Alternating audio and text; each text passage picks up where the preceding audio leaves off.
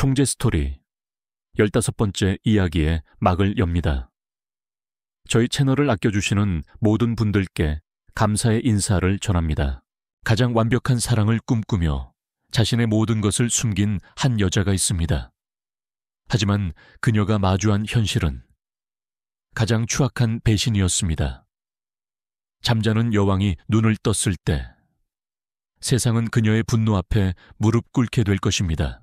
오늘 들려드릴 이야기의 제목은 욕조에서 남편의 불륜을 목격한 아내 억만장자 CEO의 정체를 밝히고 그를 버리다 후회해도 너무 늦었다 입니다. 이것은 한 여자의 부서진 심장과 그 상처 속에서 깨어난 위대한 힘에 대한 기록입니다. 그녀의 처절한 복수와 뒤늦게 모든 것을 되돌리려는 한 남자의 절규 속으로 지금 여러분을 초대합니다. 햇살이 가득한 아침, 평범하지만 정갈한 빌라의 주방에서 한서연은 남편 박지훈을 위한 아침 식사를 준비하고 있었다. 그녀의 삶은 사랑하는 남편을 위해 헌신하는 완벽한 현모양처의 모습, 바로 그것이었다. 그녀는 자신의 모든 것이 남편의 성공을 위한 디딤돌이 되기를 바랐다. 여보, 아침 식사하세요.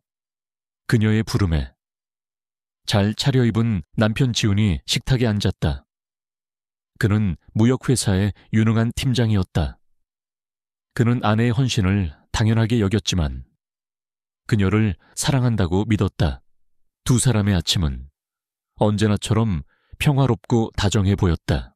식사를 하며 지훈은 최근 난관에 부딪힌 프로젝트에 대해 투덜거렸다. 상대 회사가 너무 완강해서 협상이 진전이 없어. 그의 말을 듣던 서연은 무심코 설거지를 하며 한마디를 던졌다. 그 회사의 자회사 공급망 약점을 공략해보는 건 어때요? 다음 달 관세 변동이 좋은 지렛대가 될 텐데. 그것은 날카로운 전략 분석이었지만 지훈은 웃어넘겼다. 우리 아내 드라마를 너무 많이 봤나 보네. 그런 거는 신경 쓰지 말고 집이나 잘 부탁해. 그는 아내의 비범한 통찰력을 그저 귀여운 허세 정도로 치부했다. 그녀의 눈에 스친 실망감을 그는 보지 못했다. 그녀의 하루는 언제나처럼 남편을 중심으로 흘러갔다. 완벽하게 집을 청소하고 최고의 재료로 저녁 식사를 준비했다. 그녀는 이 평범한 삶을 사랑했다. 하지만 때때로 자신의 모든 것을 숨기고 사는 이 삶이 거대한 연극처럼 느껴질 때가 있었다. 그날 밤 지훈은 늦게 귀가했다. 그는 팀원들과 회식을 했다며 피곤한 기색을 보였다. 서연은 그의 양복 재킷을 받아들었다. 바로 그 순간 그녀의 코끝에 낯설고도 강렬한 여성의 향수 냄새가 스며들었다. 자신의 것이 아닌 다른 여자의 향기였다. 그녀는 순간 그 자리에서 얼어붙었다. 심장 속으로 차갑고 불길한 의심의 씨앗 하나가 떨어져 내렸다. 그녀는 애써 태연한 척 남편의 옷을 옷장에 걸었다. 하지만 그녀는 알고 있었다. 완벽했던 자신의 세계에 아주 작은 그러나 치명적인 균열이 생기기 시작했다는 것을 남편 박지훈이 출근한 뒤 한서연의 하루는 진짜로 시작되었다. 그녀는 더 이상 순종적인 주부가 아니었다. 그녀는 서재의 책장 뒤에 숨겨진 비밀 공간으로 들어섰다. 그곳은 그녀의 진짜 왕국, 오라홀딩스의 모든 것을 통제하는 하이테크 지휘 통제실이었다. 그녀는 암호화된 노트북을 켰다. 화면 속에는 그녀의 충직한 대리인이자 오라홀딩스의 전문 경영인인 오진석 비서실장이 나타났다. 그는 경건하게 보고를 시작했다. 회장님, 유럽의 IT 기업 테라넥스에 대한 적대적 M&A 건입니다. 서연의 눈빛이 다정한 아내의 눈빛에서 제국의 운명을 결정하는 냉철한 지배자의 눈빛으로 변했다. 그녀는 수십조 원이 오가는 거대한 전쟁의 흐름을 단 몇 분 만에 완벽하게 꿰뚫어 보았다. 그녀의 지시는 간결하고도 무자비했다. 회사를 사지 마세요. 그들의 부채를 사세요. 한 달 안에. 우리는 비용의 10분의 1만으로도 그들을 완벽하게 소유하게 될 겁니다. 그녀의 그 한마디에 월가의 운명이 바뀌고 있었다. 그녀가 바로 지난 10년간 단 한 번도 언론의 모습을 드러내지 않았던 베일 속의 여제, 한서연 회장이었다. 그녀는 부모님이 남기신 거대한 유산을 물려받았지만 동시에 사람을 믿지 못하는 깊은 불신도 함께 물려받았다. 그녀는 자신의 돈이 아닌 자신의 사람 자체를 사랑해줄 진정한 사랑을 찾고 싶었다. 그래서 그녀는 자신의 모든 것을 숨기고 평범한 여자 서유아가 되어 대학 시절 만났던 가난하지만 야망 넘치던 박지훈과 결혼했다. 화상회의가 끝나고 그녀는 노트북을 닫았다. 냉혹한 기업 사냥꾼은 사라지고 그녀는 다시 평범한 주부의 모습으로 돌아왔다. 그녀는 앞치마를 두르고 저녁 식사를 준비하기 시작했다. 수십억 달러의 계약을 결정하던 그 손으로 그녀는 남편이 가장 좋아하는 김치찌개를 끓였다. 하지만 그녀의 마음은 편치 않았다. 어젯밤 남편의 옷에서 났던 낯선 향수 냄새가 그녀의 후각을 떠나지 않았다. 그녀는 자신의 모든 것을 버리고 선택한 사랑 앞에서 처음으로 불안감을 느끼고 있었다. 그녀는 날카로운 식칼에 비친 자신의 얼굴을 보았다. 평범한 주부의 얼굴. 하지만 그 눈동자 깊은 곳에서는 배신을 용납하지 않는 차가운 여왕의 그림자가 서서히 깨어나고 있었다. 남편의 옷에 묻어있던 낯선 향수 냄새는 그날 이후로 서연의 마음속을 떠나지 않는 의심의 가시가 되었다. 그녀는 애써 남편을 믿으려 했지만 그의 행동은 하루가 다르게 변해가고 있었다. 그는 잦은 회식과 야근을 핑계로 매일 밤늦게 귀가했고 술 냄새를 풍겼다. 그는 더 이상 그녀와 눈을 마주치지 않았다. 그의 휴대폰에는 비밀번호가 걸렸고 누군가와 비밀스러운 메시지를 주고받으며 미소 짓는 일이 잦아졌다. 그녀가 누구냐고 물을 때마다 그는 짜증 섞인 목소리로 그저 회사 일이라고 둘러댈 뿐이었다. 두 사람 사이에 따뜻했던 온기는 사라지고 차가운 거리감만이 남았다. 그녀가 정성껏 차린 저녁 식사는 식은 채로 버려지는 날이 많아졌다. 그녀의 완벽했던 일상은 서서히 균열을 보이며 무너져 내리고 있었다. 그녀는 지독한 외로움을 느꼈다. 어느 날 밤 남편이 샤워를 하는 사이 그의 휴대폰이 울렸다. 화면에 뜬 이름은 최유라 이사였다. 연락처 사진에는 화려하고 지적인 미모의 여성이 있었다. 서연의 심장이 바닥으로 곤두박질 치는 듯했다. 그녀는 차마 휴대폰을 열어볼 용기가 나지 않았다. 진실을 마주하는 것이 두려웠지만 그녀는 더 이상 이 불안감 속에서 살아갈 수 없었다. 그녀는 남편의 서재를 청소하다가 그가 무심코 버려둔 신용카드 명세서를 발견했다. 그리고 그 안에서 그녀는 결정적인 증거를 찾아냈다. 지난달 두 사람의 결혼기념일 날짜로 강남의 한 명품 보석상에서 결제된 거액의 내역이 있었다. 이터널 선샤인이라는 이름의 다이아몬드 목걸이였다. 그녀는 그날을 기억했다. 남편은 바쁘다는 핑계로 작은 꽃다발 하나로 기념일을 퉁쳤었다. 그는 그녀를 잊은 것이 아니었다. 그는 다른 여자를 위해 가장 특별한 선물을 샀던 것이었다. 서연의 마지막 남은 믿음이 산산조각 나는 순간이었다. 그녀는 그날 밤 남편의 차에 몰래 초소형 위치 추적 장치를 설치했다. 다음 날 저녁, 남편은 또다시 회의가 있다며 늦는다고 통보했다. 그녀는 자신의 비밀 서재에서 노트북으로 그의 위치를 추적했다. 그의 차는 회사가 아닌 삼성동의 한 최고급 주상복합 아파트 지하 주차장에 멈춰 있었다. 그녀는 떨리는 손으로 최유라 이사의 주소를 검색했다. 바로 그 아파트였다. 남편의 차는 다음 날 새벽이 되어서야 그곳을 빠져나왔다.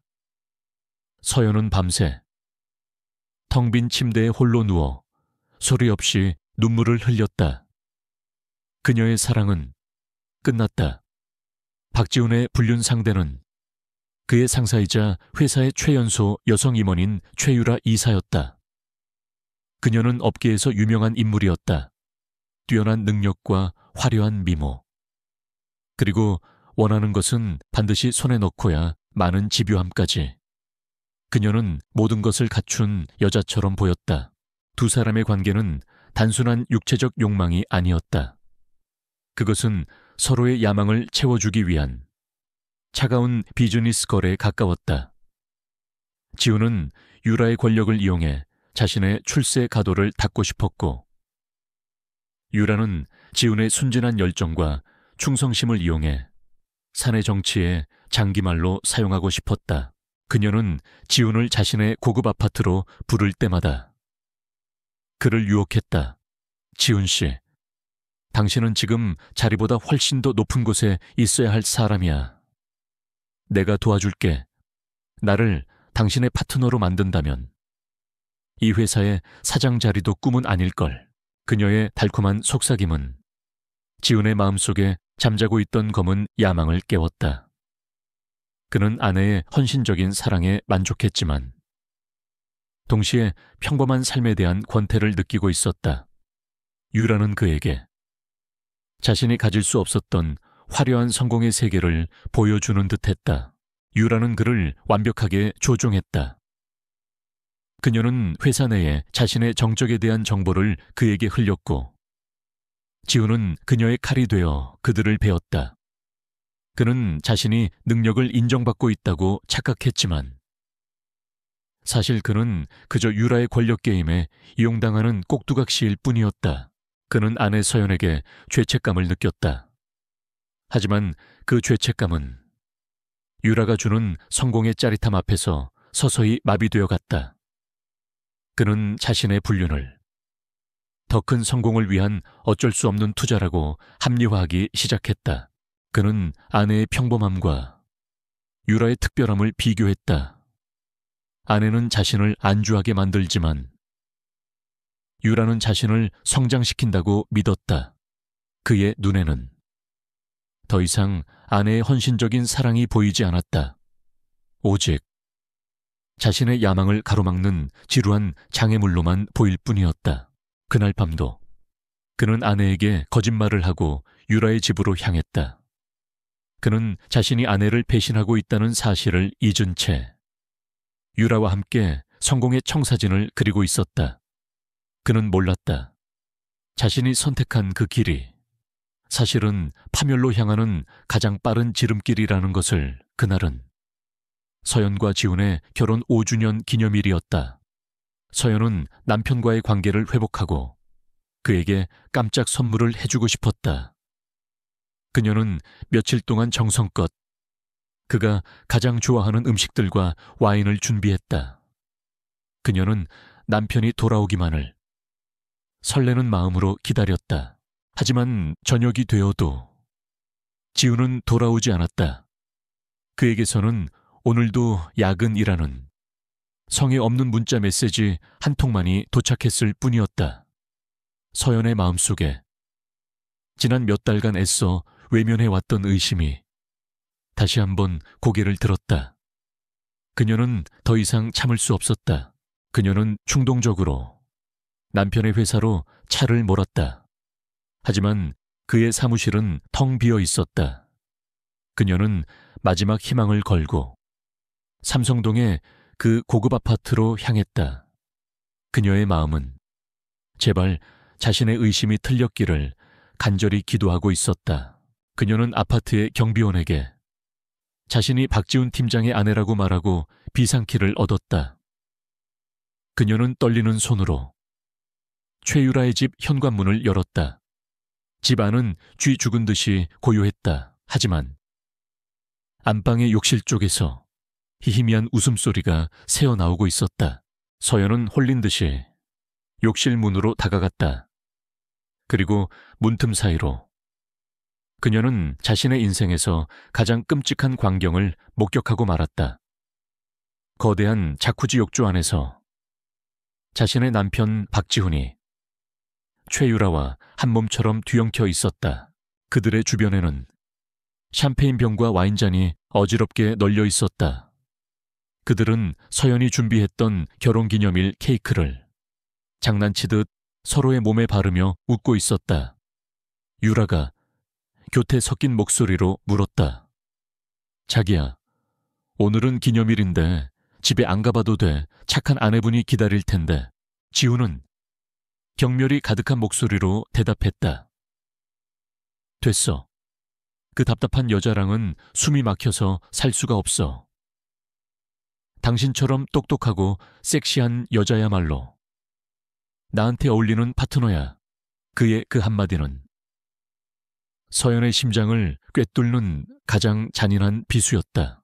서연의 세상은 그 순간 무너져 내렸다. 그녀의 모든 사랑과 헌신이 한순간에 조롱거리로 전락해버렸다.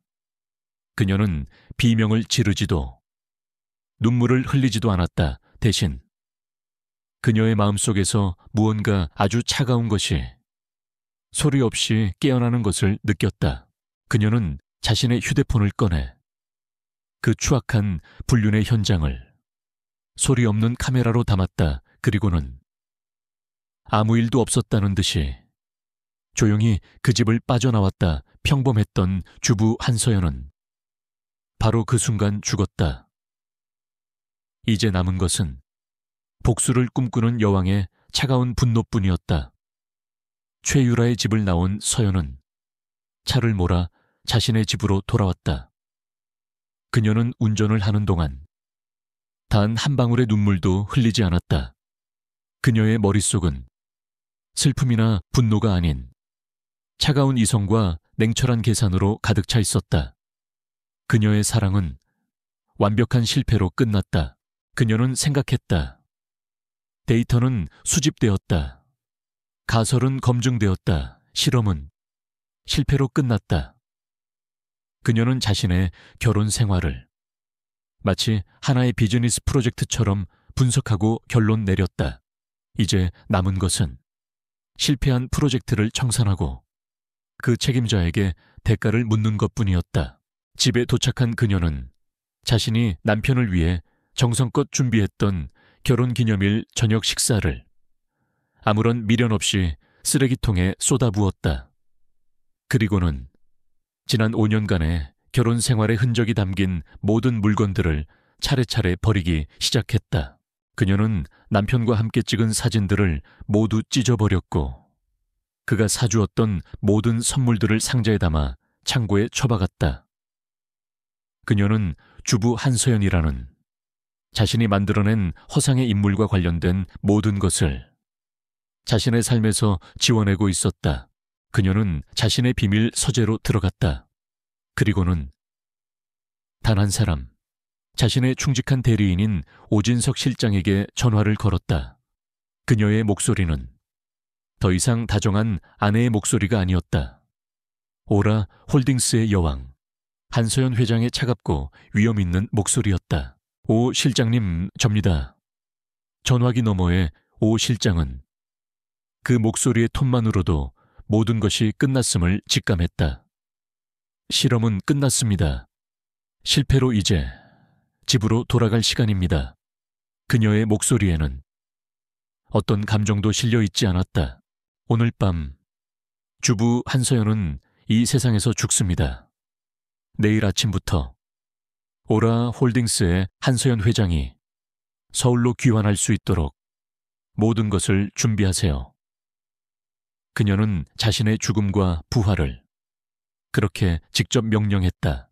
모든 정리를 마친 그녀는 작은 가방 하나만을 든 채 그 집을 나섰다.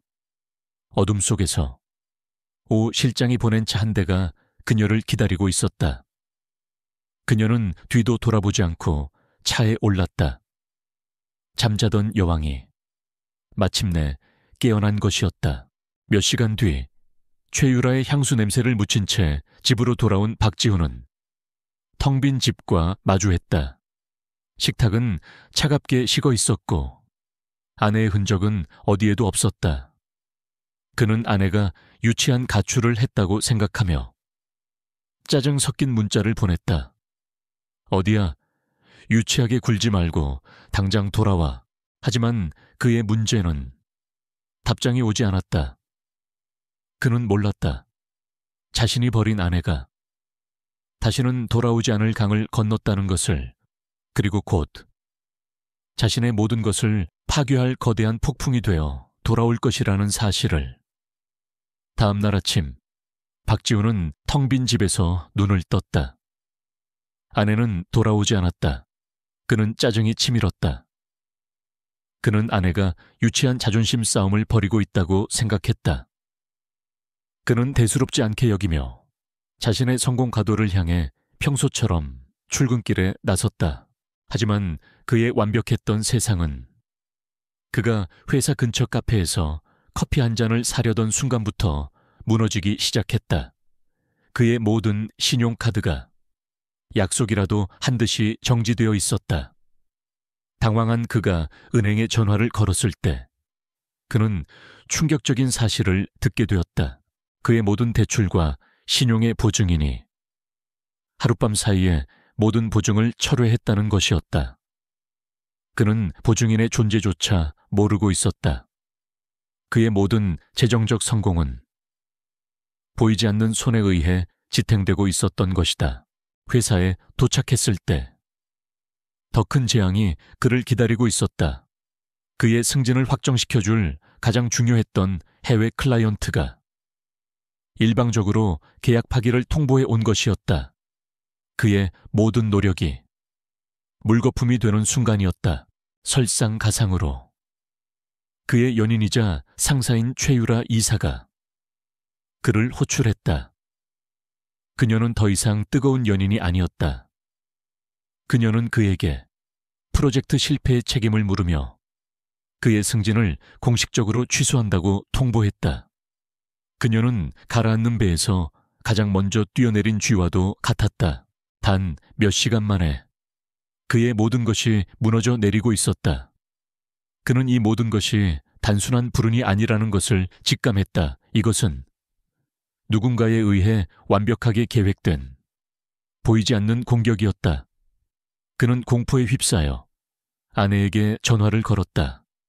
하지만 그녀의 번호는 없는 번호로 나왔다.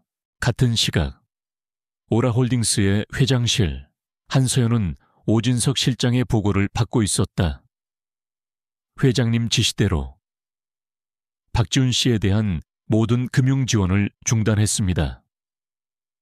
그가 다니는 무역회사의 최대 주주가 된 저희가 그의 승진을 막는 것은 어려운 일이 아니었습니다. 서연은 창밖을 내려다보며 아무런 감정도 없는 목소리로 말했다. 아직 시작일 뿐이야. 이제부터가 진짜니까. 그녀는 자신의 인생을 파괴한 대가로 그의 모든 것을 남김없이 파괴할 생각이었다. 지우는 텅 빈 사무실에 홀로 남아 아내의 빈자리를 떠올렸다. 그의 마음속에 뒤늦은 후회와 함께 정체를 알 수 없는 거대한 공포가 밀려오고 있었다. 그는 자신이 건드려서는 안 될 존재를 건드렸다는 것을 이제야 어렴풋이 깨닫기 시작했다. 박지훈의 삶은 그가 알지 못하는 거대한 힘에 의해 체스판 위의 말처럼 농락당하고 있었다. 그는 해고당했고 모든 자산은 동결되었으며 그의 이름은 업계의 블랙리스트에 올랐다. 그가 재기를 위해 연락했던 모든 사람들은 약속이라도 한 듯이 그를 외면했다.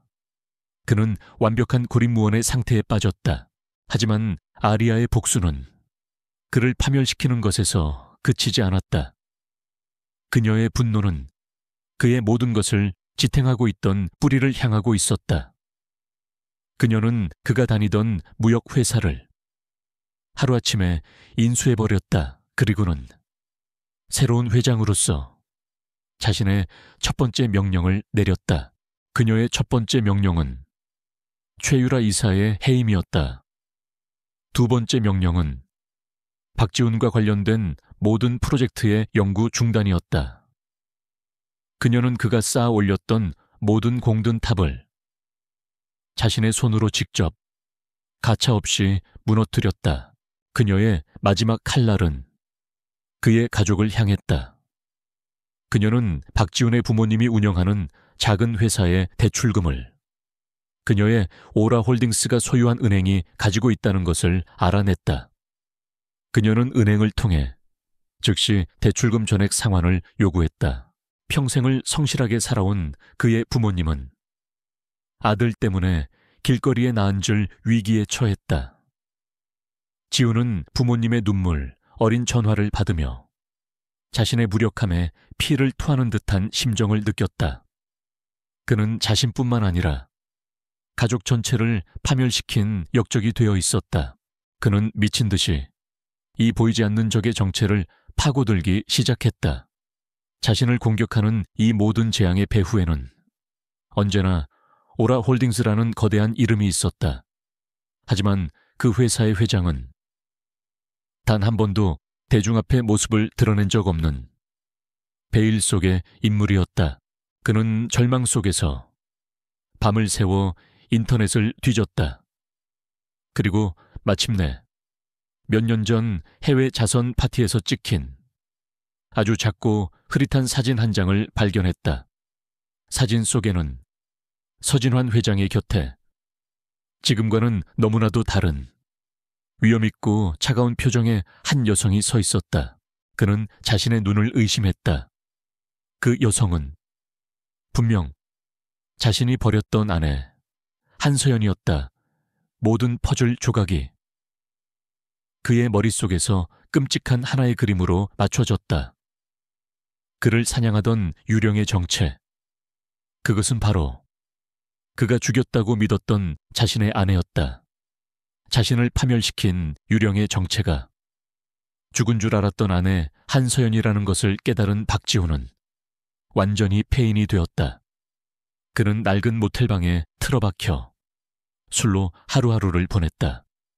그의 머릿속은 후회와 공포, 그리고 믿을 수 없는 현실에 대한 부정으로 뒤섞여 있었다. 그는 생각했다. 이것은 악몽이다. 어딘가에 아직 자신이 알던 착하고 순진했던 아내 서유아가 남아있을 것이다.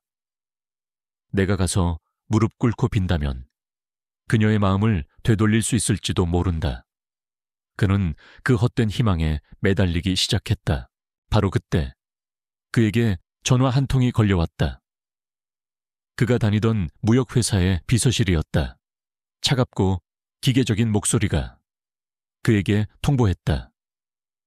박지훈 씨, 저희 회사의 새로운 주인이신 오라홀딩스의 한서연 회장님께서 당신과의 면담을 원하십니다.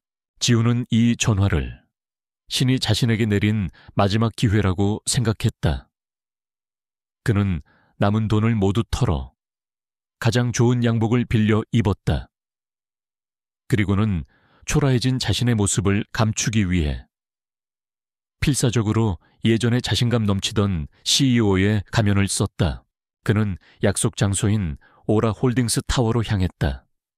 하늘을 찌를 듯이 솟아있는 거대한 빌딩은 마치 신들의 궁전처럼 그를 압도했다.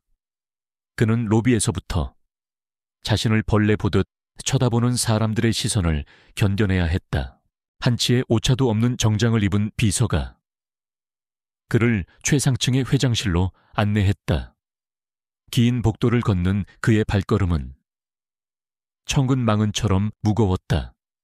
그의 거짓된 자신감은 거대한 권력의 위압감 앞에서 서서히 부서져 내리고 있었다. 마침내 육중한 회장실의 문이 열렸다. 비서는 그에게 들어가라는 손짓을 하고 소리 없이 문을 닫았다. 그는 홀로 거대한 공간 안에 남겨졌다. 사무실의 한쪽 벽면 전체는 서울의 정형이 내려다 보이는 거대한 통유리로 되어 있었다. 그리고 그 창가 앞에 도시 전체를 자신의 발 아래 둔 여왕처럼 한 여인이 서 있었다. 그녀는 등을 돌리고 있어서 얼굴이 보이지 않았다. 하지만 지우는 알 수 있었다. 그녀가 바로 자신의 아내이자 자신의 파괴자인 한서연이라는 것을. 처형장에 마침내 도착한 것이었다. 창가를 등지고 서 있던 여인이 천천히 몸을 돌렸다. 박지우는 자신의 눈앞에 서 있는 사람을 보고도 현실을 인지할 수 없었다. 그녀는 분명 자신의 아내 한서연이었다. 하지만 동시에 그녀는 자신이 알던 아내가 아니었다. 그녀는 더 이상 따뜻하고 순종적인 주부가 아니었다. 그녀는 머리부터 발끝까지 수십억 원을 호가하는 명품으로 치장하고 있었다. 하지만 그녀를 압도적으로 보이게 만든 것은 옷이나 보석이 아니었다. 그녀의 눈빛이었다. 모든 것을 꿰뚫어 보고 모든 것을 지배하는 차가운 여왕의 눈빛. 지우는 떨리는 목소리로 그녀의 옛 이름을 불렀다. 서연아. 그의 부름에 그녀는 차가운 미소를 지었다. 그 여자는 5년 전 당신이 버린 교도소에서 죽었어요. 내 이름은 아리아서. 그녀의 그 한마디에 지우는 모든 것을 깨달았다. 그는 절망적인 목소리로 용서를 구하기 시작했다. 서연아, 내가 잘못했어. 내가 어리석었어. 제발 내게 다시 한번 기회를 줘. 하지만 아리아는 그의 애원을 마치 소음처럼 무시했다. 그녀는 자신의 뒤에 있던 거대한 스크린을 켰다. 화면에는 박지훈이라는 한 남자가 어떻게 완벽하게 몰락했는지를 보여주는 잔인한 프레젠테이션이 시작되었다. 화면에는 그의 자산 가치가 영혼으로 떨어지는 그래프가 나타났다. 재무 분석 박지훈이라는 제목과 함께였다. 이어서 그의 해고와 업계 퇴출, 그리고 마지막으로 파산 직전에 몰린 그의 부모님 회사의 사진이 나타났다. 아리아는 얼어붙은 그를 향해 얼음처럼 차가운 목소리로 설명했다. 당신은 돈을 소중히 여겼지. 그래서 나는 당신의 돈을 빼앗았어. 당신은 명예를 소중히 여겼지. 그래서 나는 당신의 명예를 빼앗았어. 프레젠테이션의 마지막 화면, 그곳에는 5년 전 그녀가 욕실에서 찍었던 그와 최유라의 추악한 불륜 현장 사진이 떠 있었다. 그녀의 목소리에 처음으로 희미한 균열이 생겼다. 나는 당신에게 내 세상을 주었어. 지훈아. 그녀의 그 고통 어린 한마디에 지훈은 마침내 무너져 내렸다. 그는 바닥에 무릎을 꿇고 아이처럼 울부짖으며 용서를 빌었다. 그가 잃어버린 것이 단순히 돈과 명예가 아닌 세상 그 무엇과도 바꿀 수 없는 것이었다는 사실을 너무나 늦게 깨달은 것이었다. 아리아는 경멸이 담긴 눈으로 그를 내려다보았다. 기회 당신은 5년이라는 충분한 기회가 있었어. 그녀는 책상 위의 버튼을 눌렀다. 사무실 문이 열리고 경호원들이 들어왔다. 저 남자를 내 빌딩에서 끌어내 다시는 내 눈에 띄지 않도록. 박지훈은 경호원들의 손에 짐짝처럼 질질 끌려 건물 밖으로 내팽개쳐졌다. 그는 이성을 잃고 아내의 이름을 부르짖으며 다시 건물로 들어가려 했지만 철옹성 같은 경호원들의 벽에 가로막혔다. 그의 그 비참한 모습은 행인들의 휴대폰 카메라에 담겨 순식간에 인터넷으로 퍼져나갔다. 한때 잘 나가던 CEO였던 남자가 전처의 회사 앞에서 무릎 꿇고 우는 영상. 세상은 그를 조롱했고 동정했다. 하지만 그 어떤 것도 그의 망가진 현실을 되돌릴 수는 없었다. 아리아의 복수는 거기서 멈추지 않았다. 그녀의 칼날은 박지훈의 공범이었던 최유래에게로 향했다. 아리아는 최유라의 회사에 기업 스파이 행위 및 업무방해 혐의로 천문학적인 규모의 손해배상 소송을 제기했다. 거대 그룹 오라홀딩스와의 법적 분쟁을 감당할 수 없었던 최유라의 회사는 즉시 그녀를 해고하고 모든 책임을 그녀에게 떠넘겼다. 그녀가 야망을 위해 쌓아 올렸던 모든 것도 그렇게 한순간에 무너져 내렸다. 그 후 며칠 동안 지훈은 미친 사람처럼 아리아의 주변을 맴돌았다. 그는 수백 통의 메시지를 보냈고 그녀의 집 앞에서 밤을 새우며 용서를 구걸했다. 그는 이제야 깨달았다. 자신이 잃어버린 것이 단순히 돈과 명예가 아니었다는 것을. 그는 자신을 진심으로 사랑해 주었던 세상의 유일한 사람을 자신의 손으로 내쳤다는 사실을 깨달았다.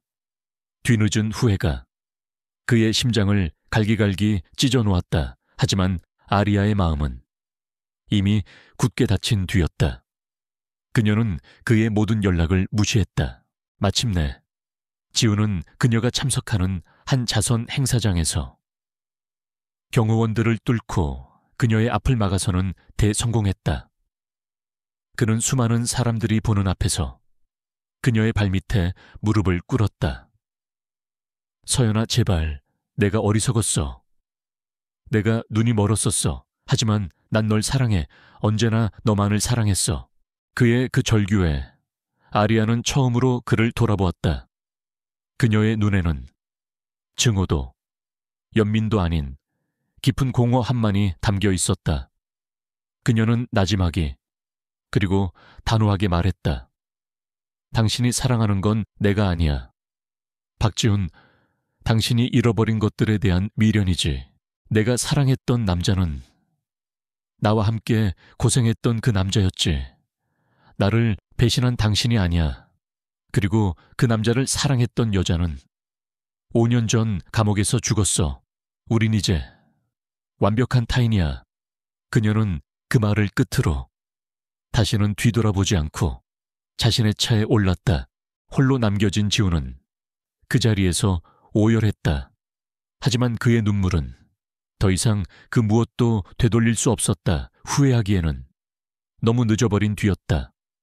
박지훈을 뒤로 하고 떠나는 차 안에서 아리아서는 비로소 눈을 감았다.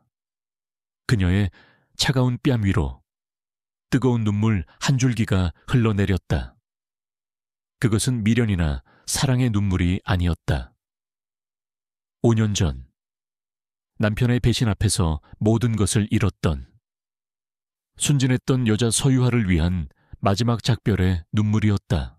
그녀는 눈물을 닦았다. 그리고 다시 오라홀딩스의 냉철한 회장 아리아서의 얼굴로 돌아왔다. 그녀의 복수는 아직 끝나지 않았다. 그녀는 박지훈이라는 한 남자를 이 세상에서 가장 비참하고 평범한 존재로 만들어야만 했다. 며칠 뒤 그녀는 법무팀을 통해 박지훈과 그의 부모님에 대한 모든 법적 조치를 마무리했다.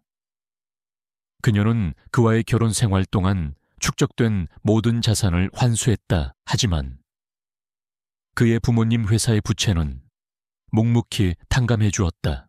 그것은 자비가 아니었다. 가장 잔인한 형벌이었다.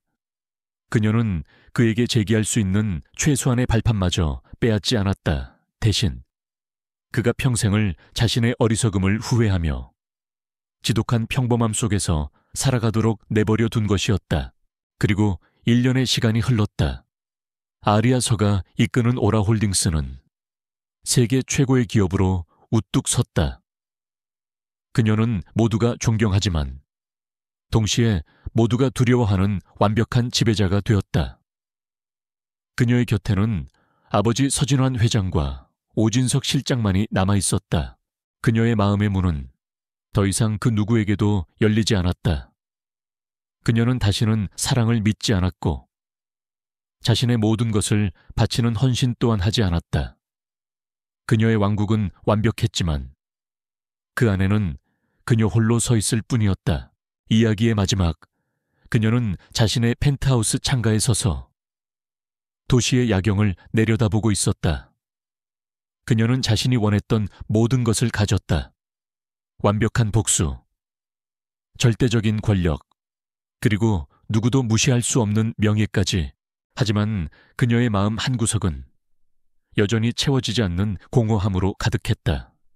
그녀는 자신의 손가락에 끼워져 있던 낡은 결혼 반지를 빼내었다. 그리고는 서랍 깊숙한 곳에 그것을 던져 넣었다. 그녀는 모든 것을 얻었다. 하지만 동시에 진정한 사랑을 믿었던 순수한 영혼을 영원히 잃어버렸다. 그녀의 승리는 너무나도 위대했지만 동시에 지독히도 외로운 것이었다.